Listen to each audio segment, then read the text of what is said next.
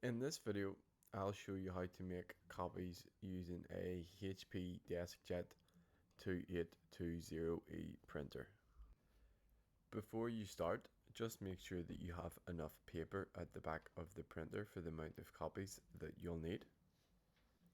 Now open up this lid here at the top of the printer and you'll see we have the scanner glass. So take the item that you want to copy and place it face down on the glass like this. You'll then see this marking in the bottom right corner. Drag the page towards that marking, but keep it on the glass and then close the lid. Now, if you come over to the control panel, at the very bottom, we have our two copy buttons. So here is the color copy and here is the black and white copy.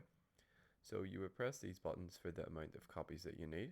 So let's say I want 2 color copies. I'll press this button twice and then I will see the number 2 appear on the screen. So let me show you. I pressed it twice and we can see that I'm now getting 2 colored copies. And here they are. So that's pretty much it. If you found this video useful, please like and subscribe.